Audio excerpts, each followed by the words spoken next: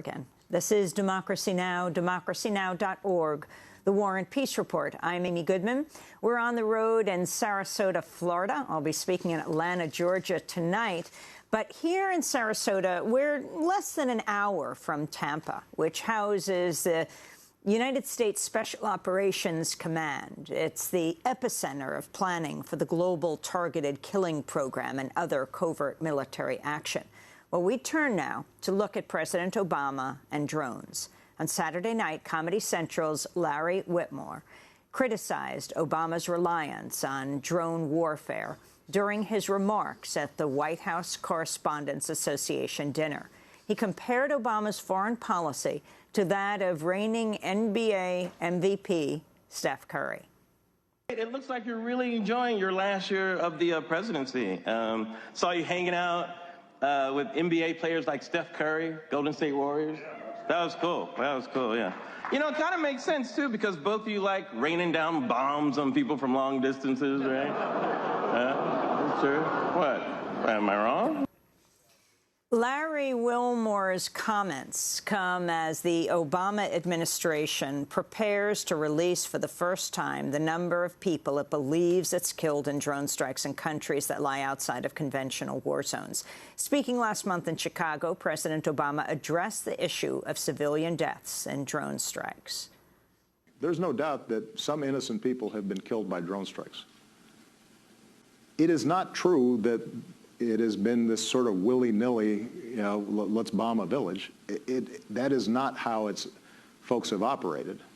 And what I can say with great certainty is that the rate of civilian casualties in any drone operation are far lower than the rate of civilian casualties that occur in conventional war.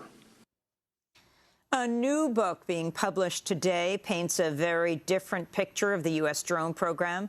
It's titled The Assassination Complex, Inside the Government's Secret Drone Warfare Program.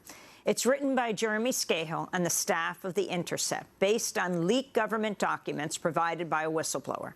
The documents undermine government claims that drone strikes have been precise. Part of the book looks at a program called Operation Haymaker in northeastern Afghanistan. During one 5-month period, nearly 90% of the people killed in airstrikes were not the intended targets. The book is based on articles published by The Intercept last year. It also includes new contributions from NSA whistleblower Ed Snowden and The Intercept's Pulitzer Prize-winning journalist Glenn Greenwald. Snowden's introduction to the book has just been published on The Intercept's website. Joining us now, still with us, Jeremy Scahill, and Glenn Greenwald is joining us from Rio de Janeiro, Brazil. They founded The Intercept with Laura Poitras.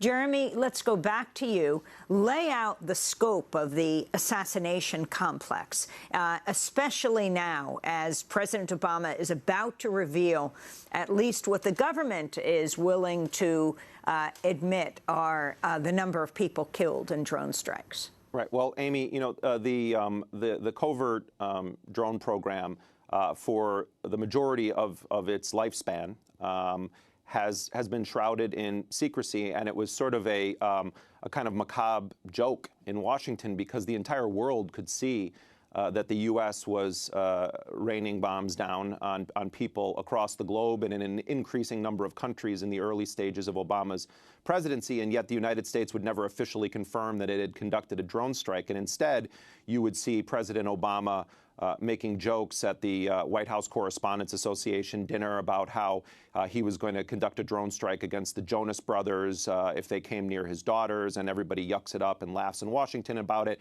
He then answered a question on a Google Plus Hangout, but never gave a substantive policy speech on the use of drones really until 2013.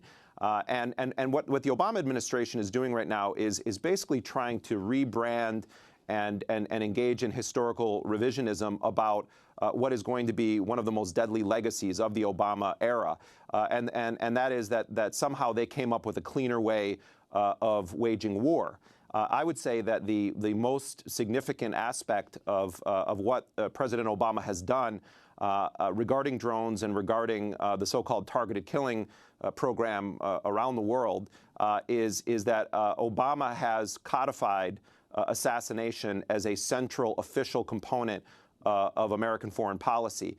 And he has implemented policies that a Republican probably would not have been able to implement, certainly not with the support that Obama has received from so many self-identified liberals. It'll be very interesting to see if a Republican wins, how many of the MSNBC pundits and other so-called liberals, what their position will be on these very same policies. But the fact is that the White House, we understand the White House is going to be releasing statistics that some indicate are going to say that upwards of 60 people have been killed in drone strikes outside of Iraq and Afghanistan, which is it's a horrifying piece of propaganda if that's true.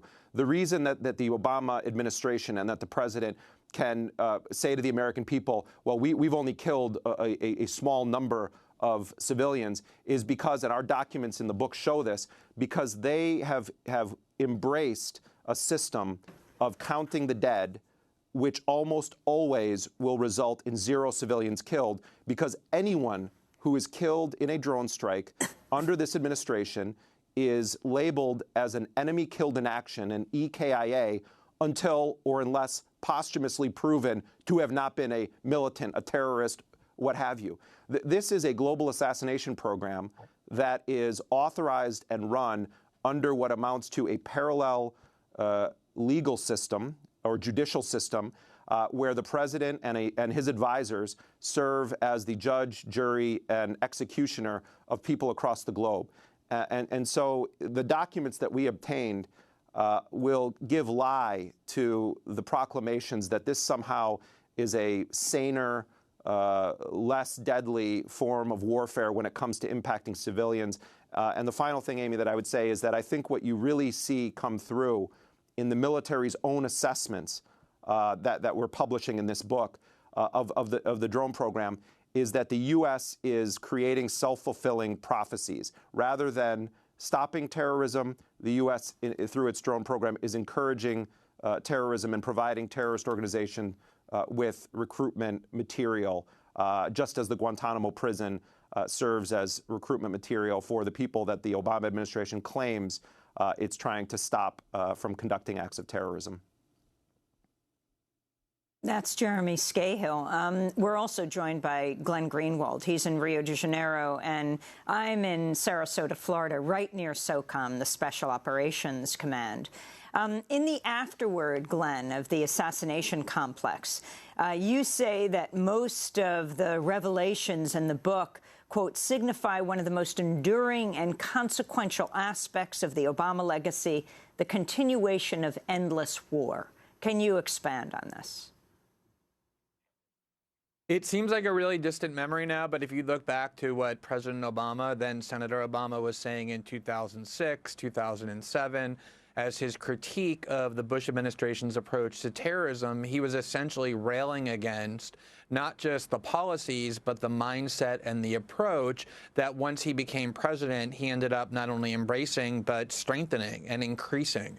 He talked all the time about how terrible it was to treat somebody like a terrorist and punish them with imprisonment in Guantanamo with indefinite detention without so much as giving them the right to have a trial. And not only has he continued the system of indefinite detention, and he intended to continue the system of indefinite detention, even if he were able to close Guantanamo, his plan was simply to shift it to American soil. He's done much more than that. He has institutionalized a program where now we don't only just imprison people without any charges or due process. We don't just eavesdrop on them, which was one of his big critiques of the Bush administration, without first giving them due process or a trial. We now just target them for execution, for death, for a death penalty. You know, for a long time, a staple of Democratic ideology has been that the death penalty is wrong, even with a full trial and appeals and due process and lawyers and all of the constitutional rights that are afforded to criminal defendants. And yet President Obama has embraced a policy that says that he can literally go around the world, target people for death anywhere in the world that he wants, including places where we're not at war, including even American citizens, and simply eradicate their lives based on his order. Not in a war zone, people who are not engaged in combat at the time they're killed. They're killed in cars, in their houses, while they're working, driving with their children, at funerals, rescuing people, wherever it is that they might be found, they can simply be killed. And the most extraordinary aspect about it is that Democratic partisans who were cheering his critiques in 2006 and 2007 and pretending to oppose this approach because it was a Republican who did it, switched completely on a dime. And the minute that President Obama embraced these policies, they, as public opinion polls show, completely switched how they think about all of these policies and started supporting them. And what this has meant is that these policies have shifted from being just a right-wing, extremist, Republican framework into one that is fully bipartisan and therefore will be institutionalized and has been strengthened for years, if not decades to come, in a way that George Bush and Dick Cheney could only have dreamed of. I want to turn to a clip from National Bird, a new documentary on drone warfare that premiered at the Tribeca Film Festival last month. This is Lisa Ling, a former drone system technical sergeant. This is global. This is getting information anywhere at any time, shooting people from anywhere at any time. And it's not just one person sitting there with a little remote control, a little joystick, moving around a plane that's halfway across the world. That's not all there is. It's like borders don't matter anymore.